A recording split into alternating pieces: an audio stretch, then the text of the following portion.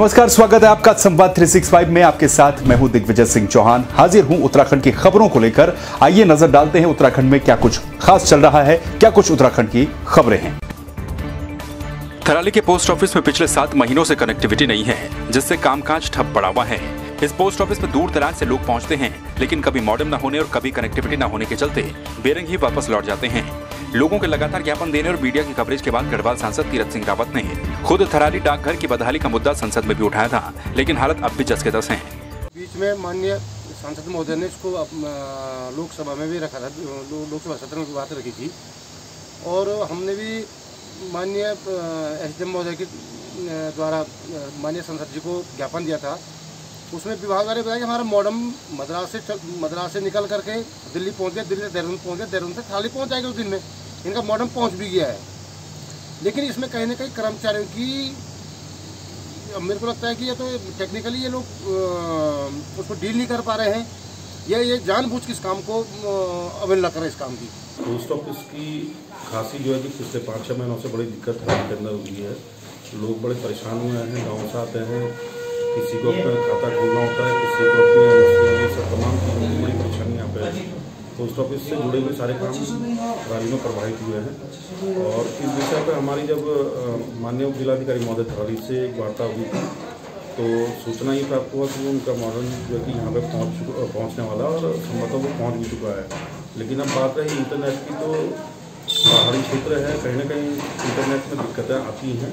7 महीने से जो ये पोस्ट ऑफिस की जो व्यवस्था है, बहुत लचर व्यवस्था हो रखी है। समाचार पत्रों के माध्यम से, आपके टीवी मीडिया के माध्यम से कई बार जो है कि प्रशासन को, शासन को अवगत करा दिया गया है। जनता ने आपके चैनल के माध्यम से भी कई बार बता दिया है, लेकिन पता नहीं क्या माजरा है कि प्रशासन और सरकार के कान में जूं तक नहीं लग रही है। लोग काफ़ी दूर 15-15 किलोमीटर से दूर से आते हैं और मायूस होकर लौट जाते हैं, और हमेशा पोस्ट ऑफिस वाला का कहना ये होता है कि भाई कनेक्टिविटी नहीं है, आज लाइन कट गई है, मशीन जल गई है, हमेशा की यही कहानी। टिहरी के डोबरा चाटी पुल की खूबसूरती और बेहतरीन इंजीनियरिंग को रुपहले पर्दे पर दिखाने के लिए इन दिनों निर्देशक सलीम सैफी के निर्देशन पर एक शॉर्ट फिल्म शूट की जा रही है।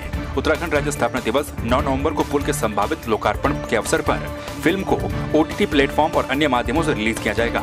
उम्मीद है कि इससे टिहरी के पर्यटन को और भी गति मिलेगी। सूत्रों के मुताबिक उत्तराखंड राज्य स्थापना दिवस पर पीएम मोदी वर्चुअली इस पुल का लोकार्पण कर सकते हैं। टिहरी जिले के श्रीदेव सुमन विश्वविद्यालय बादशाही हॉल में विश्वविद्यालय प्रशासन की अव्यवस्था देखने को मिली है। यहाँ पर बाहर से आने वाले छात्र छात्राओं को इन दिनों विश्वविद्यालय में प्रोविजन, सर्टिफिकेट और डिग्री लेने के लिए कई घंटों तक लाइन में लगकर इंतजार करना पड़ रहा है। छात्रों का कहना है कि विश्वविद्यालय की लापरवाही के कारण ही उन्हें परेशानियां उठानी पड़ रही हैं। यहाँ पर छात्र अपने कार्य को लेकर पहुँचते हैं, लेकिन विश्वविद्यालय के द्वारा मात्र एक फीस काउंटर लगाया गया है, जिससे परेशानियां हो रही हैं।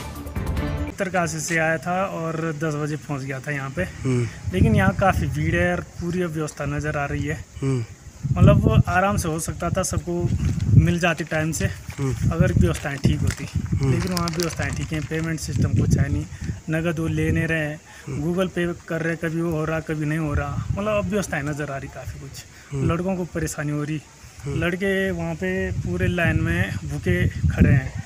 आप एक बार चेक करके देख लेना, वहाँ पे लड़के भूखे हैं खड़े सुबह से। अच्छा बिस जी, कितने बजे यहाँ पे आए थे और क्या काम था यूनिवर्सिटी में आपको? 9:30 बजे आ गया सर। यूनिवर्सिटी से वो बनाने में डिग्री बनानी थी सर। अच्छा, तो क्या बोला जा रहा है यहाँ? कम से कम 2 काउंटर होंगे सर।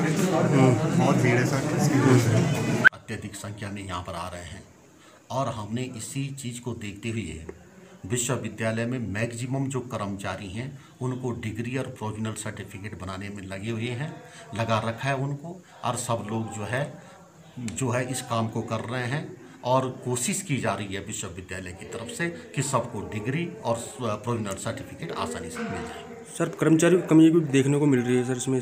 बिल्कुल सही कह रहे हैं आप। विश्वविद्यालय में कर्मचारियों की कमी तो है ही है, लेकिन उसके बावजूद भी हमने अधिकतम कर्मचारियों को डिग्री या प्रोविजनल सर्टिफिकेट बनाने में लगा रखा है। समूह फाउंडेशन की ओर से सुमाड़ी भरदार में कंप्यूटर प्रशिक्षण केंद्र का विधिवत शुभारंभ किया गया। प्रशिक्षण केंद्र में स्थानीय बच्चों को निःशुल्क कंप्यूटर की शिक्षा दी जाएगी।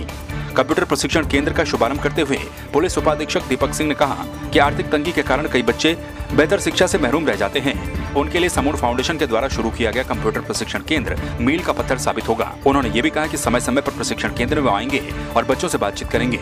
वहीं फाउंडेशन की ओर से घनसाली में भी एक प्रशिक्षण केंद्र शुरू करने की घोषणा की गई है। हल्द्वानी में कर्मचारी संयुक्त परिषद के बैनर तले परिवहन निगम कर्मचारी पिछले 4 महीने से वेतन न दिए जाने सहित 13 सूत्रीय मांगों को लेकर 1 दिवसीय हड़ताल पर बैठे। कर्मचारियों का कहना है कि मई महीने के बाद से लेकर अब तक उनको वेतन नहीं मिला है, लिहाजा परिवहन के सभी कर्मचारी 1 दिवसीय हड़ताल पर हैं। अगर सरकार ने जल्द ही वेतन नहीं दिया तो 28 अक्टूबर से कर्मचारी निगम कार्यालयों के बाहर अनिश्चितकालीन हड़ताल पर बैठ जाएंगे। 4 माह से लगातार हमारा वेतन ड्यू हो चुका है और जिससे परिवहन निगम के कर्मचारियों का परिवार जो है भुखमरी की स्थिति में पहुंच गया है और वेतन नहीं मिलने के कारण अपने परिवार का पालन नहीं कर पा रहे। आज किस तरह से विरोध जताया आपने? आज हमारा पूरे उत्तराखंड में समस्त प्राथमिक शाखाओं में 1 दिवसीय धरने का हमने प्रथम चरण में इसका शुरुआत करी है और इसके बावजूद भी अगर निगम प्रबंधन और शासन स्तर पर कोई निर्णय नहीं लिया जाता है तो 28 अक्टूबर से हम अनिश्चितकालीन कार्य बहिष्कार पर चले जाएंगे। हम आज प्रांत के नेतृत्व में 13 सूत्रीय मांग पत्र को लेकर प्रथम चरण में यहाँ धरना प्रदर्शन में बैठे हैं और जिसमें हमारा मुख्य मुद्दा वेतन है। अगर हमें वेतन मिल जाता है तो और हमारी जो 13 सूत्रीय मांग अगर पूरी हो जाती हैं तो हमारा अगला कार्यक्रम स्थगित होगा, नहीं तो हम 28 तारीख से निगम मुख्यालय पर धरना देने के लिए विवश होंगे और सरकार को इसके लिए सचेत रहना चाहिए। कब से आपकी वेतन नहीं है, किसी की दिक्कत हो रही है? हमें मई माह के बाद से वेतन नहीं मिला पड़ा है और आज ये 5वां महीना भी बिना वेतन के जो है समाप्त होने वाला है। रोडवेज कर्मचारी संयुक्त परिषद उत्तराखंड के बैनर तले कोटद्वार डिपो के रोडवेज कर्मचारियों ने भी 1 दिवसीय कार्य बहिष्कार किया, साथ ही जमकर नारेबाजी भी की। रोडवेज कर्मचारियों के प्रदर्शन को समर्थन देने के लिए स्थानीय अधिवक्ता अरविंद वर्मा भी पहुंचे। उन्होंने कर्मचारियों को आश्वासन दिया कि अगर 1 महीने के अंदर वेतन जारी नहीं किया जाता तो फिर इस मामले को हाईकोर्ट ले जाया जाएगा। विगत 5 महीनों से सैलरी ना मिलने से और 13 सूत्रीय मांग हो रहे हैं हमारी। 5 महीने हो गए हैं, सैलरी नहीं आई है, सारे लोग परेशान हैं। कई लोग यहाँ पे किराए पे रहते हैं, किराया नहीं दे पा रहे हैं, सभी लोग परेशान हैं। इसके उपलक्ष्य में क्रांति आह्वान पे हम लोगों ने 1 दिवसीय धरना आज यहाँ पे शाम 4 बजे तक रखा हुआ। फिर आगे आदेश मिलते हैं, फिर 28 को फिर प्रांत में फिर हम इसका प्रांत में चक्का जाएंगे। हमारे कोरोना कर्मी जिन्हें कहेंगे, कोरोना वायरस वॉरियर्स कहेंगे कि इन्होंने उस कोरोना महामारी में प्रवासी व्यक्तियों को अपनी इन बसों से, रोडवेज की बसों से एक राज्य से दूसरे राज्य उनके घर तक सुरक्षित पहुंचाया और भूखे प्यासे रहते हुए इन्होंने उनको सफ़र तय करवाया। हमारे जो चालक थे, परिचालक थे, जो अन्य कर्मी थे। किंतु बेहद दुख की बात है कि राज्य सरकार द्वारा 5 माह का वेतन इनके अभी तक जारी नहीं किया गया, जिस कारण कहीं ना कहीं इनके परिवार का संकट है, रोजी रोटी का संकट है। पोखरी विकासखंड में मंगलवार को बद्रीनाथ विधायक महेंद्र भट्ट ने 6 महिला मंगल दलों एवं 6 युवक दलों को खेल सांस्कृतिक गतिविधियों के संचालन के लिए सामग्री का वितरण किया।